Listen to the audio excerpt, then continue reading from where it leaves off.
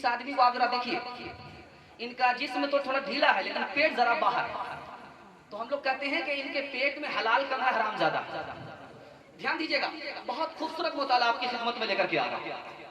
मियाँ बीवी का निभाव कैसे होगा, रात सुनने के लिए तैयार हैं? हाथ उठाइए, इंशाअल्लाह बहुत काम आएगा, उम्र भर काम आएगा। इसको ध्यान से सुन लीजिएगा, बिल्कुल 3 मिनट में आपकी खिदमत में लेकर के आ रहा हूं। जब बीवी से गलती हो जाए फौरन सजा मत दीजिए, सदा के लिए निभाव होगा। जब बहन आपकी बीवी की शिकायत करे तो सवाल जवाब मत कीजिए, और जब बीवी को समझाना है तो पुराने मुर्दे को मत उखाड़िए, पुराने जख्मों को ताजा मत कीजिए। मौका महल देख करके बीवी को समझाइए, बात आगे न बढ़े, मकसद पूरा हो जाए। और एक बात याद रखिए, किसी के सामने बीवी को मत समझाइए, प्राइवेट में समझाइए।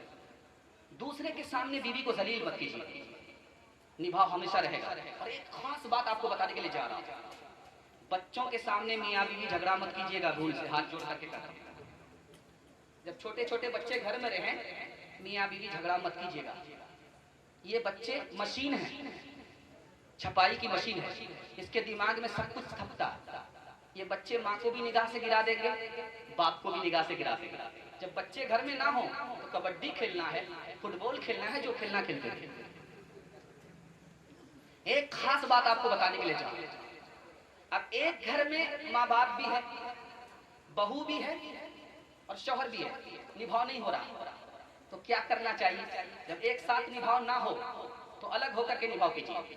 मैं राज बता रहा हूं, कब अलग होना चाहिए, बहू को सास से कब अलग होना चाहिए, मैं आपको बताने के लिए चाह रहा हूं। जब सास बहू को बेटी मानने के लिए तैयार नहीं और बहू सास को मां मानने के लिए तैयार नहीं, तो अलग रहना ही बेहतर।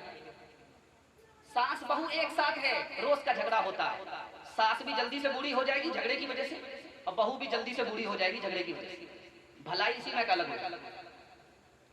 अब देवर भी है, भाभी भी है। देवर भाभी से पर्दा करता ही नहीं, कहता कि आधी हमारी बीवी है। बेपर्दगी अगर है तो अलग होना भलाई है। अब एक साथ रहने में इधर काम बिगड़ रहा, उधर काम बिगड़ रहा, तो अलग होने ही में भलाई है। इंशाअल्लाह निभाएंगे, हाथ उठाइए इंशाअल्लाह। एक मिसाल पर पैगाम खत्म कर रहा हूं। हजरत थानवी के पास एक आदमी आया, उसने कहा कि मेरी बहू मेरी बात नहीं मानती।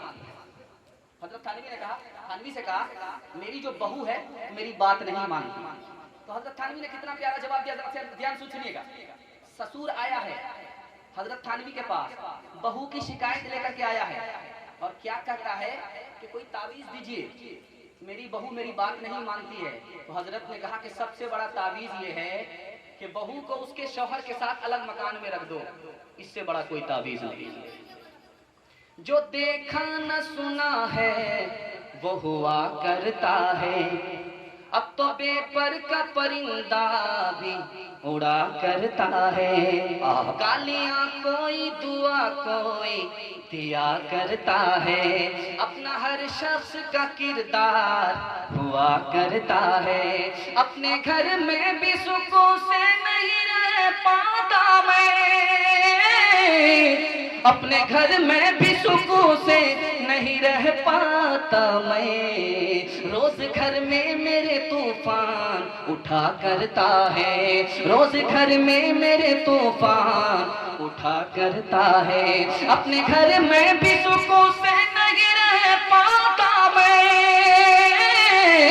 अपने घर में भी सुकून से नहीं रह पाता मैं। मेरे घर रोज घर में मेरे तूफान उठा करता है, रोज घर में मेरे तूफान उठा करता है। बस आखिरी पैगाम देने करके मैं रुखसत हो रहा हूँ। मुश्किल से 3 मिनट लगे, सुनेंगे हाथ रहिए इंशाल्लाह, सुन करके भाग जाएंगे, हाथ रहिए इंशाल्लाह। भागना नहीं है, अभी आपके बड़े मुकर्रिर आने वाले हैं, शादी तो हुई ही नहीं, बारात आ चुकी है, शादी भी नहीं हुई है, दूल्हा भी स्टेज पे आ चुका है, पता नहीं गाली भी दे होंगे। खैर अल्लाह जज़ाए खैर दे, दूल्हा बैठा हुआ है, बहुत खूबसूरत मुताला आपकी खिदमत में लेकर के आ रहा है। जरा ध्यान दीजिएगा, बिल्कुल आखिरी मुताला लेकर के आ रहा है। रुखसती का वक्त था, बेटी रुखसत हो रही है, बच्चा रो रहा है, बाप अलग रो रहा है, बेटी अलग रो रही है, लेकिन एक आदमी हंस रहा है, दूल्हा हंस रहा है। तो छोटा बच्चा बाप से पूछता है कि बाप सब लोग रो रहे हैं, दूल्हा हंस रहा है। अब बेटो घबराओ नहीं, आज तो हम रो रहे हैं, ये जिंदगी भर यही रोएगा। दूसरा मुताला आपकी खिदमत में लेकर के आ रहा है। बादशाह के बेटी ने कहा कि जो लड़का मेरी खातिर मेरे मकान से नीचे कूद जाएगा मैं उससे निकाह करूंगी। जितने नकली मजनू थे सब लाइन दे। एक 70 साल का बूढ़ा सीधे कूद गया। अब नीचे जाल था, उस लड़की ने जाल बिछा दिया था। अब बूढ़ा जो कूद करके नीचे आया तो जाल में बच गया। बादशाह ने कहा कि ये तो खुदा पहाड़ निकला चूहा, तुम्हारा आशिक तो जरूर है लेकिन बूढ़ा है, सूखे बांस में कोई दम नहीं। तो लड़की ने कहा मैं इसी से शादी करूंगी। वो झूठा आशिक था, ये सच्चा आशिक। बूढ़े का काम बन गया। अब बूढ़े से पूछा गया भाई क्यों कूद गए? कहा इसलिए कूद गए थे कि अगर जिंदा बचेंगे तो काम बन जाएगा, मर जाएंगे तो नाम हो जाएगा। एक खूबसूरत मताल आपकी खिदमत में लेकर के आया। लड़का गरीब है, लड़की मालदार।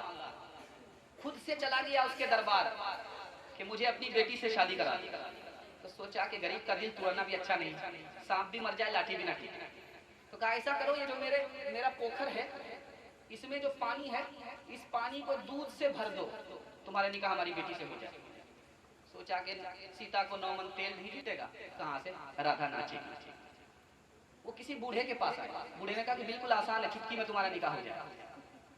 तुम जाओ ठाकुर साहब से कहो तुम पहले अपना पानी खाली करो, हम उसको दूध से भरते हैं। अगर तुम हुस्न चाहो तो मेरे चेहरे पे मत जाओ, अगर तुम हुस्न चाहो तो मेरे चेहरे पे मत जाओ। मेरी कामत को मत देखो कि कामत टूट जाती है। तलब है हुस्न की तो फिर दिल की गहराई में झांको। मेरे अंदर जो इंसान है वो सबसे खूबसूरत है। मेरे अंदर जो इंसान है वो सबसे खूबसूरत है। 3 काम करना है, 3 काम छोड़ देना है, आपका जलसा कामयाब हो जाएगा। हाथ उठाइए इंशाल्लाह। अल्लाह की इबादत करेंगे, रसूल के साथ करेंगे, मखलूक की खिदमत करेंगे और 3 काम छोड़ देंगे। गुनाह नहीं करेंगे, गलत नहीं कमाएंगे, गलत माहौल में नहीं जाएंगे। स्टेज पे मजनू है, मोहब्बत हारने वाला शायर एक आया है, मोहब्बत हार गया। 3 काम आपको करना है, 3 काम छोड़ देना है। अल्लाह की इबादत करेंगे, रसूल के साथ करेंगे, मखलूक की खिदमत करेंगे। 3 काम छोड़ दीजिए, गुनाह नहीं करेंगे, गलत नहीं कमाएंगे, गलत माहौल में नहीं जाएंगे। अल्लाह दीन भी बना देगा, दुनिया भी बना देगा। न किताबों से, नवाजों से, नजर से पैदा दीन होता है, बुजुर्गों की नजर से पैदा। नहीं सीखा इन्होंने दीन रहकर शेख के घर में, पले कॉलेज के चक्कर में, मरे साहब के दफ्तर में।